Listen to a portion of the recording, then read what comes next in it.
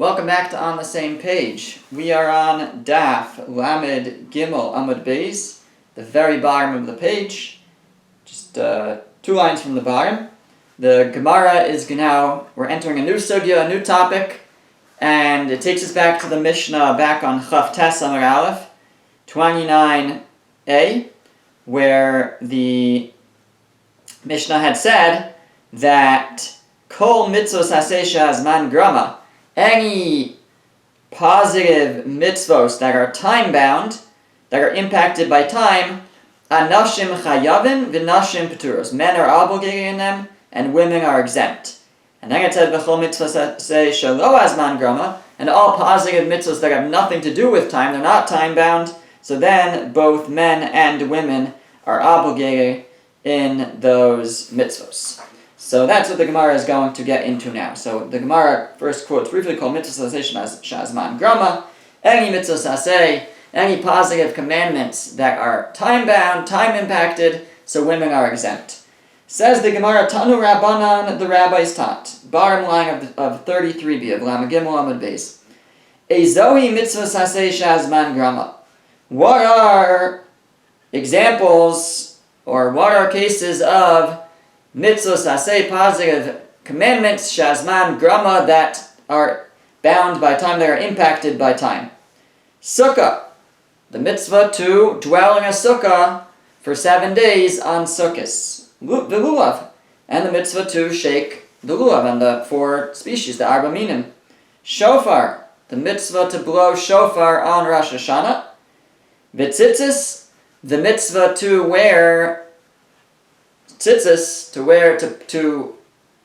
for someone who's wearing a four-corner garment, to put tzitzis on. This, because it's a whole topic, but that is specifically a daytime mitzvah, therefore has man grama, is time-bound. And then the top of the next page, it gives another example, utfilin. The mitzvah of tefillin, again, that's a machlokes, that's a dispute, whether you wear tefillin at night or not. We don't, but wearing it only in the day makes it time-bound. Alternatively, Rashi says we don't wear tefillin on Shabbos and Yom Tov, so we only wear it during the week, so that also makes it time-bound, so that's a positive time-bound mitzvah. And the Brisa continues and it says, Ve'ezohi mitzvah. So all of those women are going to be exempt from, because they're mitzvahs haseh shazman grama. So women have no obligation to sit in the sukkah, to dwell in the sukkah, no obligation to shake a lulav, no obligation to hear the shofar. There's a custom that they do, but there's no obligation. No obligation to wear tzitzis, no obligation to wear tefillin. Ve'zohi mitzvahs haseh shelo azman grama. And what is an example of a positive commandment that is not time-bound, which women will be obligated in? Mezuzah. The mitzvah to have a mezuzah on your doorway has nothing to do with what day of the week it is or what time of the day. Makah. The mitzvah of makah. Makah is to put a fencing around an area where somebody could easily fall. So if you have a roof that is accessible, you have to fence it off. If you have a high ledge or something that people can walk on, you have to make sure that there is fencing so that people don't fall. That's a mitzvah haseh d'oraisa. It's a Torah commandment. Aveda. There's a positive commandment to return a lost object. V'shiluach hakein. To send away the mother bird when you chance upon a nest with eggs and a mother bird. So, and that also has nothing to do with the time. That is not a time-bound mitzvah. Uklalahu. Oh, that's going to be a question. Says the Gemara, Uklalahu, is this a rule? Is this a rule that all positive commandments that are time-bound women are exempt from? Hare, matzah, simcha, hakel. Gemara says I have at least 3 examples of positive mitzvahs that women are obligated in. The mitzvah to eat matzah on Pesach. That's time-bound, but yet women are obligated. We learn that out from the fact that the mitzvah is to eat matzah, but erev tochel matzah, so you should eat matzahs in the evening of Pesach. And the Gemara learns out in Pesachim that women are obligated in that. the Gemara basically comes out that we know because it says, don't eat chametz, and you should eat matzah. So we learn out whoever can't eat chametz, which is a negative commandment. Women are obligated in all the negative commandments, even time-bound. So once they're obligated in that commandment to not eat chametz, they're also obligated in the positive commandment that it's juxtaposed with, that it's, contrasted with, which is to eat matzah on the night of the night of Seder.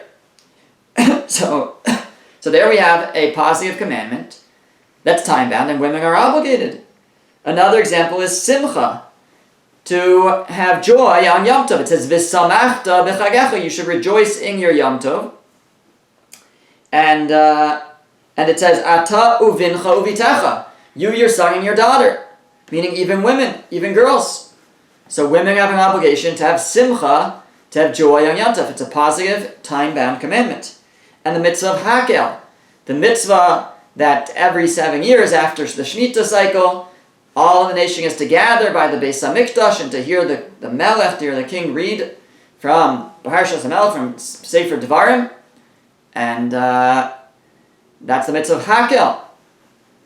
And women are obligated. It says explicitly there that it's the men, the women, and the children.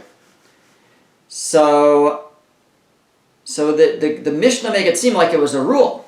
All mitzvahs, it said all mitzvahs aseh shazman grama, all positive commandments that are time-bound, women are exempt. And now we're saying, is there really such a rule? We have a number of examples here of time-bound mitzvahs where women are actually obligated. Hari matzah simcha hakel, mitzvah matzah, rejoicing on Yom Tov, gathering for hakel. To mitzvahs aseh shazman grama, they are all time-bound commandments. V'nashim chayavos, and women are obligated. V'su, and furthermore, we also said a different rule in the Mishnah. We said, and all mitzvahs aseh that are not time-bound, if they're not time-bound, women are obligated in them. If they're not time-bound. Is that a rule? Women are obligated in every single positive commandment, even as long as it's not bound by time, impacted by time. V'arei Talmud Torah, the mitzvah of learning Torah, is specifically a mitzvah for men. Women definitely need to learn Torah also, because they need to know how to act, but they don't have a specific mitzvah commandment to be learning. So, right, it says, V'shinantam livanecha, teach your sons. Pirya v'rivya, the mitzvah of procreation, of pru revu. The Gemara learns out because it says, Pru revu, Umilu es haaretz, be fruitful, multiply, fill the land, vikiv shua, and conquer it or control it. That who does conquering? Men.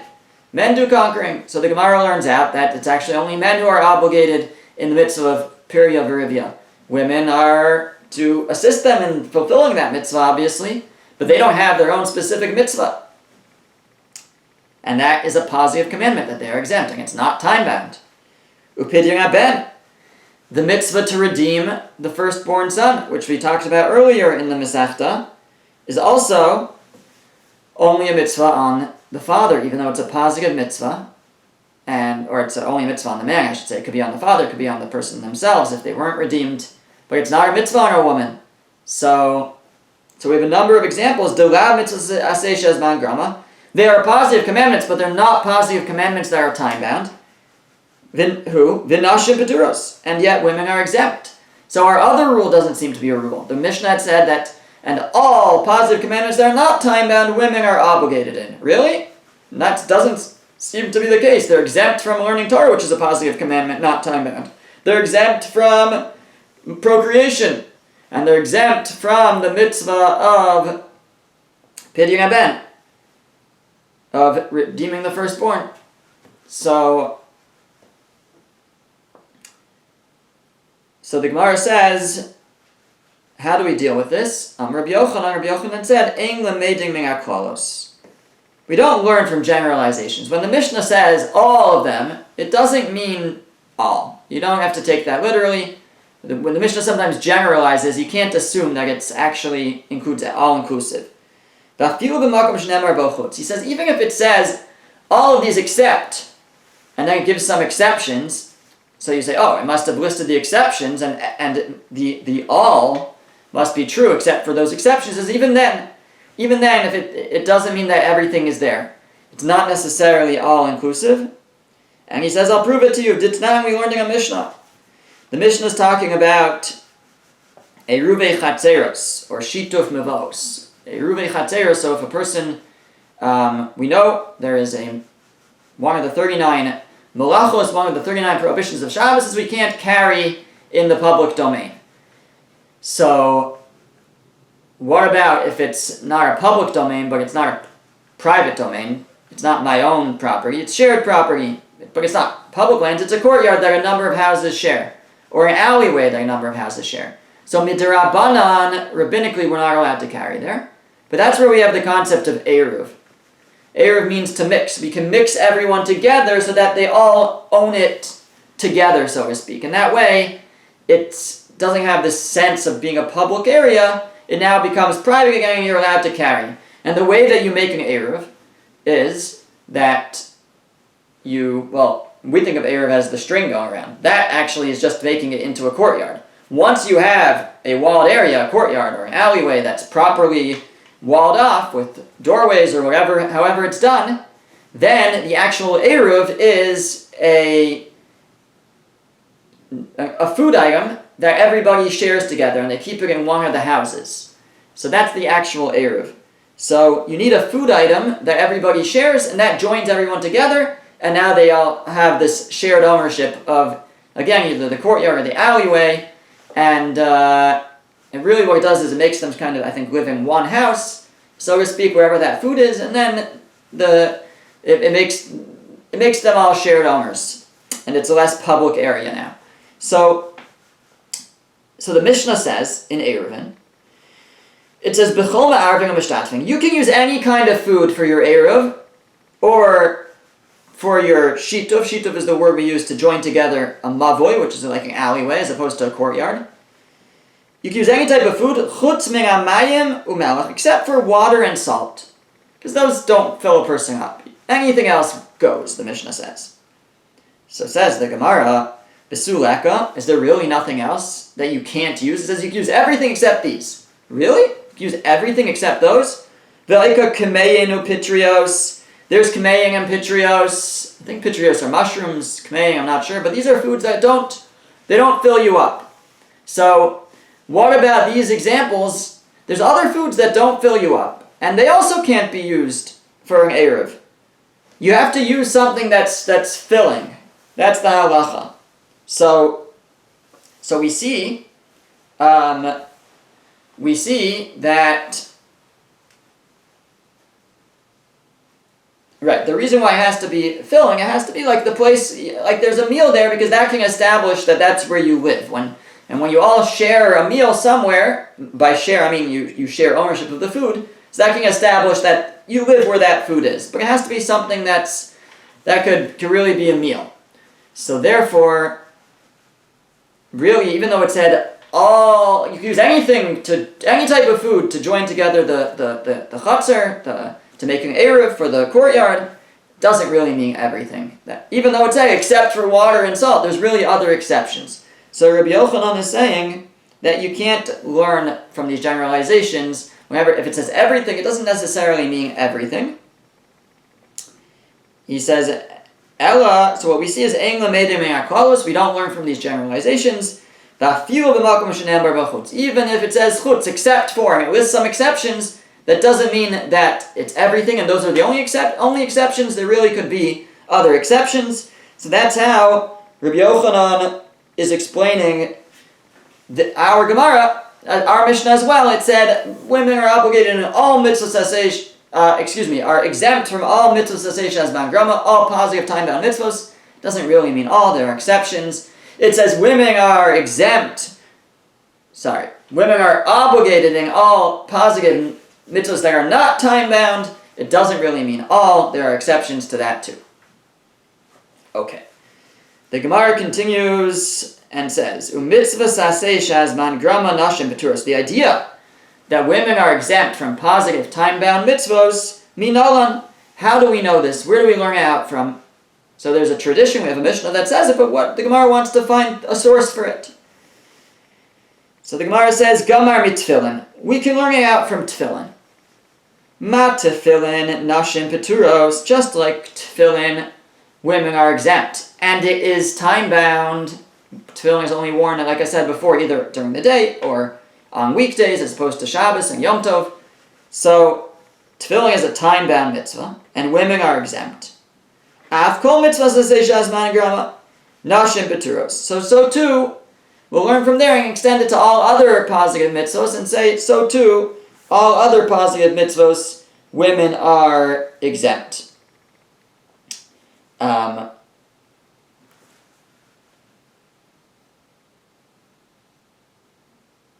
How do we know that women are exempt from tefillin? Says the Gemara, tefillin, gamar lo mitalmud Torah.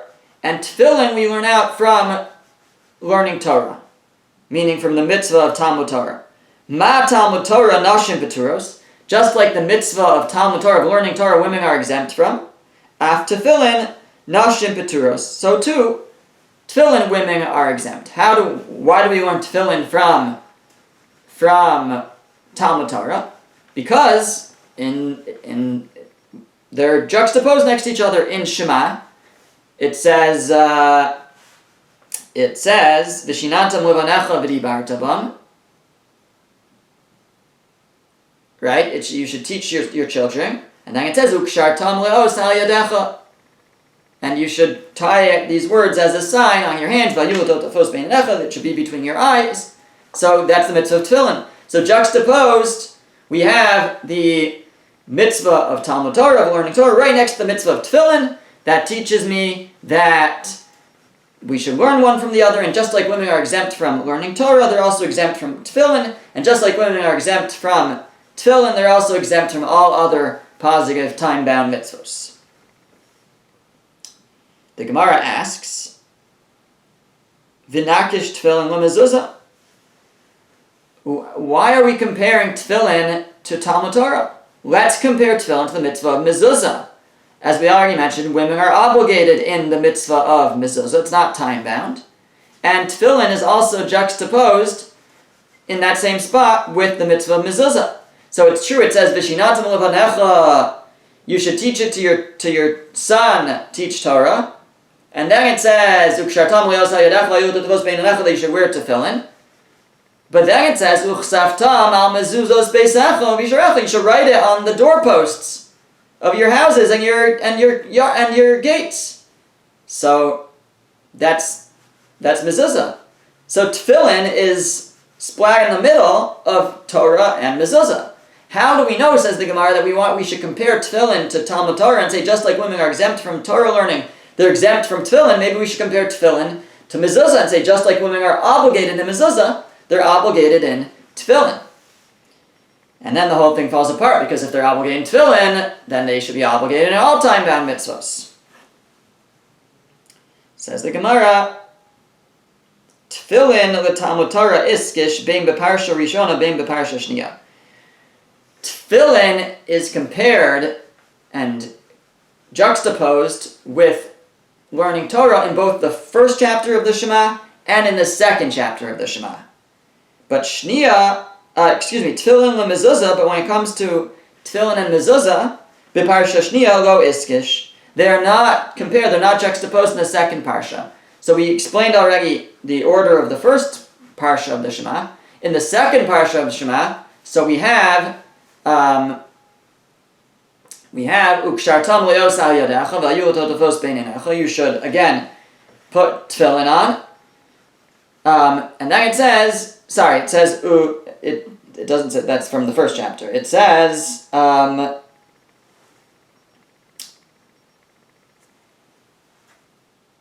ototofos beineinechem. It says ukshartam osam. Okay, now I'm getting all confused what it actually says. But it says, this part it does say, it says, you'd think I say 3 times a day, I would know it by now, but But what it at least says is v'hayu totafos bein einechem. It says that you should have the totafos bein einechem, and then it says v'limadatem osam es b'nechem, and you should teach it to your children. You should teach Torah to your children. You should learn Torah, and only after that does it mention mezuzah. So mezuzah is not in the second chapter is next to learning Torah, but it's not next to tefillin. So tefillin is in the order of the second chapter. Tefillin first, then Torah, then mezuzah. So tefillin is next to Torah in both the first chapter of the Shema and the second chapter, but when it comes to mezuzah, tefillin is next to mezuzah in the first chapter, but it's not next to mezuzah in the second chapter. So therefore, we compare tefillin to Talmud Torah and not to mezuzah. The Gemara asks, "V'nakish mezuzah l'Talmud Torah." Let's compare if mezuzah in the second chapter is next to learning Torah. So let's compare mezuzah to Talmud Torah. And just like women are exempt from learning Torah, they should be exempt from mezuzah. Gemara says, "Lo zakadaitach." No, don't think that. It can't be. D'chsiv, because the pasuk says there, "V'man yirbu yimeichem." It says, "Uchsaftam al mezuz beisachla v'yisharecha." You should write it on the gates of your houses and of your gate, on the doorposts of your houses and of your gates. And then it says, "V'man yirbu yimeichem," in order that you'll have longevity, long days. Says the Gemara, "Gavri ba yichai, nashi lo ba yichai." Do men want or need a long life, but women don't? No, it's equally applicable to both. And since here the Torah actually spoke out what the reward is, so it doesn't make sense to say that this mitzvah, which is rewarded with a long life, is only for men, not for women. It is in fact for both, and that's how we know not to learn mezuzah from Talmud Torah. It's independent. Both men and women are obligated it, and both men and women have the opportunity of leman yirbu yimeichem, of increased days. Okay. The Gemara now asks, "V'harei sukkah." What about the mitzvah of sukkah? The mitzvah saseh shazman grama. It's a positive time-bound mitzvah. D'chsiv, as the pasuk says, "Basukos teshu shivas yamim."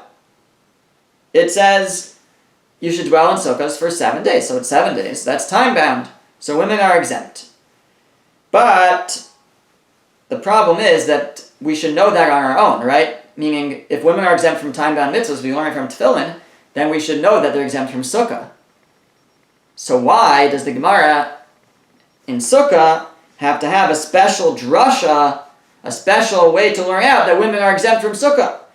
Our Gemara says, "Taima dekasav rachmana ha-ezrach." But according to the Gemara there, the reason why women are exempt from sukkah is because the pasuk says ha-ezrach, the citizen, the one dwelling there, but it's in masculine, I guess it's singular. It implies males. And it says lahotzi es hanashim. It's an extra word. What's it there for? It must be to exclude women. That women are exempt from. They're not required to dwell in the sukkah. It sounds like halavach. It sounds like if I didn't have that word, nashim chayavos, then the women will be obligated. But why would I think they're obligated? It should be like any other mitzvah saseh shazman grama, and they're exempt. So why do I need the word ha'ezrach to exclude women that they don't have to say in the sukkah?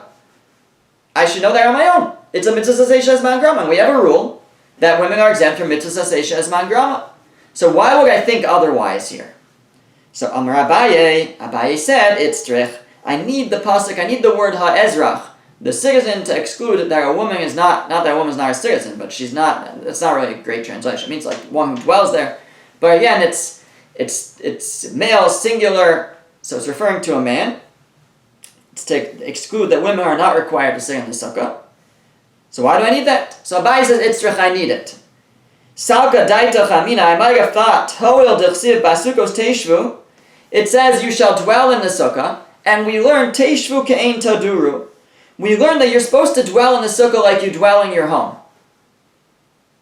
Well, how do you dwell in your home? Ma dira, just like when you dwell in your home. Ish ve'ishto, it's a man and his wife. together, af sukkah, ish ve'ishto. So too in the sukkah, it should be a man and his wife, and they should both be there.